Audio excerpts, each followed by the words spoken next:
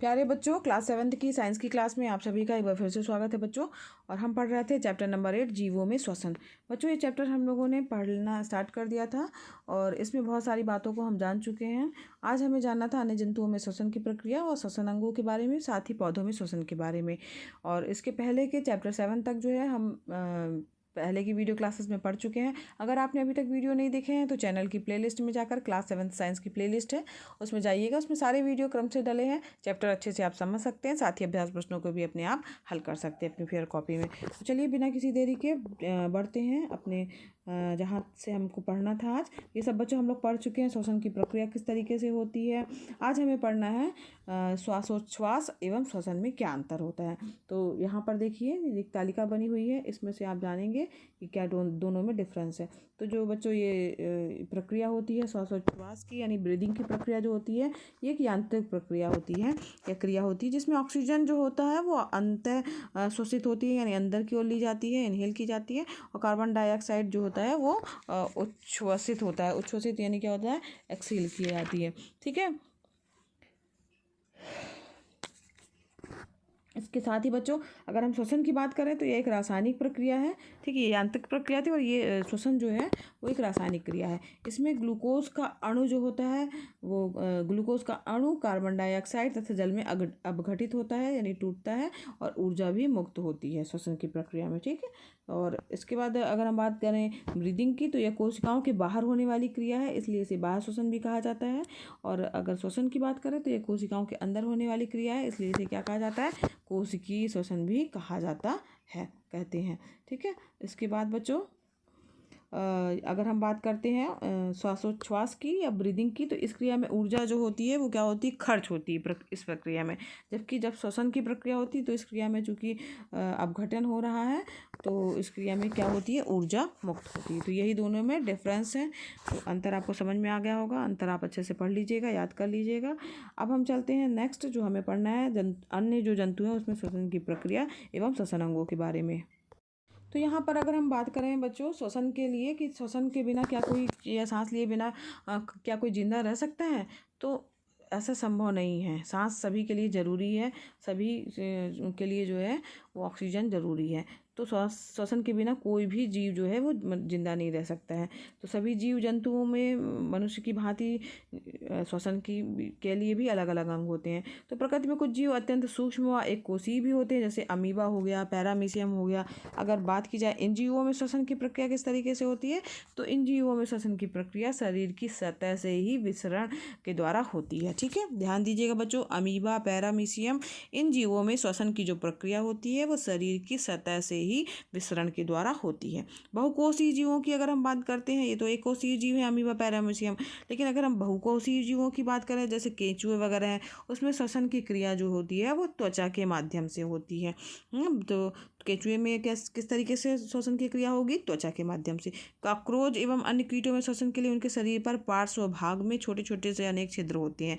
ये छिद्र जो होते हैं वो श्वास रंध्र कहलाते हैं। और मेढक जो होता है जल तथा स्थल दोनों में पाया जाता है, पाए जाने वाला जंतु है। तो विशेष बात इसमें ये है बच्चों कि श्वसन की क्रिया इसमें दो तरीके से होती है, एक तो त्वचा के माध्यम से भी होती है, एक फेफड़े के माध्यम से भी होती है। किसमें, मेढक में। ध्यान दीजिएगा बच्चों, मेढक में जो श्वसन की प्रक्रिया होती है, क्योंकि मेढक जल और स्थल समझ लीजिए, यानी पानी में भी और ज़मीन में भी दोनों जगह आपको दिखता है। तो श्वसन की क्रिया जो है इसमें इसके लिए जो है फेफड़े के माध्यम से भी होती है और त्वचा के माध्यम से भी होती है। जब अगर बाहर रहता है तो फेफड़े के माध्यम से होती है, बाहर मतलब ज़मीन में रहता है, और अगर पानी के अंदर है तो त्वचा के माध्यम से इसमें श्वसन होता है। जलीय जीव जैसे कि मछली की बात करें हम, तो श्वसन के लिए एक विशेष अंग होता है जिसे क्या कहा जाता है, गलफड़े या गिल्स कहा जाता है। ठीक है, तो जो ये मछली का आप चित्र दिख रहे हैं उनके श्वसन अंग के लिए जो है इसमें क्लोम जिसे कहा जाता है, गलफड़े, गिल्स। तो यहाँ पर देख रहे हैं आप, तो ये यहाँ पे क्लोम है जिसको क्या कहा जाता है, गिल्स कहा जाता है, गलफड़े। तो इनके माध्यम से ही वो श्वसन करती है, कौन, मछली। ठीक है बच्चों, तो इस प्रकार से जितने भी जलीय जंतु उसमें श्वसन की प्रक्रिया जो होती है वो गलफड़ों के द्वारा होती है। यहाँ पर देखिए साइड में एक चित्र आपको दिख रहा होगा, ये चित्र कॉकरोच का श्वसन का अंग है। तो कॉकरोच में जो श्वसन है उसके अगल बगल जो है शरीर में जो होते हैं पार्श्व भाग में छोटे छोटे से छिद्र होते हैं, इसके माध्यम से वो श्वसन करते हैं।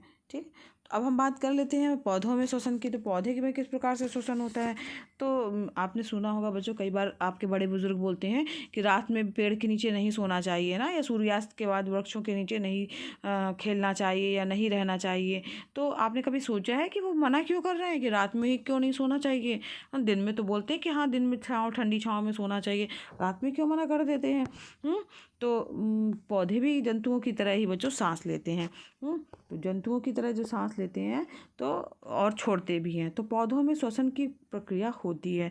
उन्हें भी जीवित रहने के लिए जो विभिन्न प्रकार की जैविक क्रियाएं करनी पड़ती हैं, और इन क्रियाओं के लिए ऊर्जा की भी आवश्यकता होती है। अगर हम बात करें पौधों में सांस लेने एवं छोड़ने के लिए, तो पौधों में सांस लेने व छोड़ने के लिए जंतुओं की तरह ही अंग नहीं होते, बल्कि पत्तियों में क्या होते हैं, छोटे छोटे से सूक्ष्म छिद्र होते हैं, जिन्हें क्या कहा जाता है, रंध्र कहा जाता है या स्टोमाटा कहा जाता है। और स्टोमाटा यानी रंध्रों के माध्यम से ऑक्सीजन तथा कार्बन डाइऑक्साइड गैसों का आदान प्रदान होता रहता है। ठीक है, जो रंध्र होते हैं पौधों में, पौधे की जो पत्तियां होती है उसमें, उन्हीं के माध्यम से ऑक्सीजन और कार्बन डाइऑक्साइड गैस का आदान प्रदान होता है। अब यहाँ बात अलग है बच्चों कि पौधे जो अपना भोजन बनाते हैं, जिस जो प्रक्रिया क्या कहलाती है, प्रकाश संश्लेषण की प्रक्रिया कहलाती है। इसमें क्या होता है बच्चों, कार्बन डाइऑक्साइड गैस वो लेते हैं, ठीक है, और ऑक्सीजन गैस जो है वो छोड़ते हैं या मुक्त होती है। दिन में क्या होता है, कार्बन डाइऑक्साइड, अब चूँकि पौधों में प्रकाश संश्लेषण की प्रक्रिया होने के लिए सूर्य का प्रकाश उपस्थित होता है, तो दिन भर तो यही प्रक्रिया चलती रहती है। लेकिन जब शाम होती है, जब सूर्य की उपस्थित नहीं रहती है, तो उसमें ये प्रक्रिया नहीं चलती है। तो कार्बन डाइऑक्साइड और ऑक्सीजन का अनुपात तो दिन में तो संतुलित रहता है, क्योंकि श्वसन की क्रिया में प्रत्येक क्षण में जंतु और पौधों में तो होती रहती है।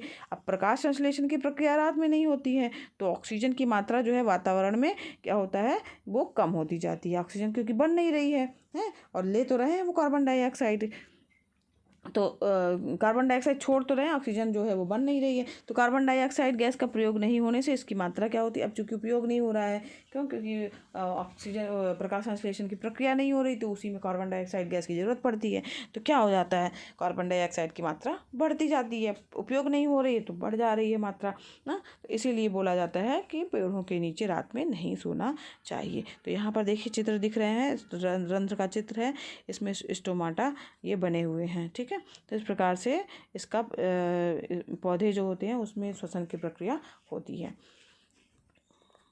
तो इस प्रकार से बच्चों आज हमारा ये चैप्टर यहीं पर समाप्त हुआ, और इसमें हमने क्या क्या सीखा है उसकी भी हम एक बार चर्चा कर लेते हैं। फिर नेक्स्ट वीडियो क्लास में इसके अभ्यास प्रश्नों को हम हल करेंगे। तो यहाँ पर बच्चों हम लोगों ने जाना कि सभी जीव क्या होते हैं, क्या करते हैं, सांस लेते हैं, और सांस लेने में क्या प्रयोग करते हैं, वो हवा में युक्त जो ऑक्सीजन होती है वही प्रयुक्त करते हैं, और जो सांस के जब छोड़ते हैं हम, तो उसमें कार्बन डाइऑक्साइड गैस निकलती है या कार्बन डाइऑक्साइड गैस का त्याग करते हैं। फिर सांस लेने की क्रिया जो होती है वो क्या कहलाती है, अंतः श्वसन कहलाती है, और सांस छोड़ने की प्रक्रिया क्या कहलाती है, उच्छ्वसन श्वसन कहलाती है। और शरीर की गतिविधियों का बढ़ने के कारण श्वसन की जो दर होती है वो भी बढ़ जाती है, बढ़ती घटती रहती है। ठीक है, और केंचुओं में श्वसन तो जो होता है वो त्वचा के माध्यम से होता है। मछलियों में जो श्वसन होता है वो गलफड़ों के द्वारा, या जितने भी जलीय जीव होते हैं उसमें गलफड़ों के द्वारा श्वसन होता है, और केंचुओं में त्वचा के माध्यम से होता है। पत्तियों में नन्हे नन्हे छिद्र होते हैं, जिन्हें क्या कहा जाता है, रंध्र कहा जाता है, और इन्हीं जो रंध्रों के माध्यम से गैस का क्या होता है, विनिमय या आदान प्रदान होता है। ठीक है, तो ये हमने इस चैप्टर में विशेष बातें जानी थी। तो आज के लिए बच्चों बस इतना ही। अगर पढ़ाना पसंद आ रहा हो तो वीडियो को लाइक कीजिएगा, चैनल पर नए हैं बच्चों तो चैनल को सब्सक्राइब कीजिएगा, और बच्चों ये वीडियो क्लासेस फ्री हैं तो आप भी इसका लाभ लीजिए, अपने फ्रेंड्स को भी शेयर कीजिए ताकि वो भी इसका लाभ ले सके। तो धन्यवाद बच्चों, मिलते हैं नेक्स्ट वीडियो क्लास में जिसमें इसके अभ्यास प्रश्नों को हम हल करेंगे।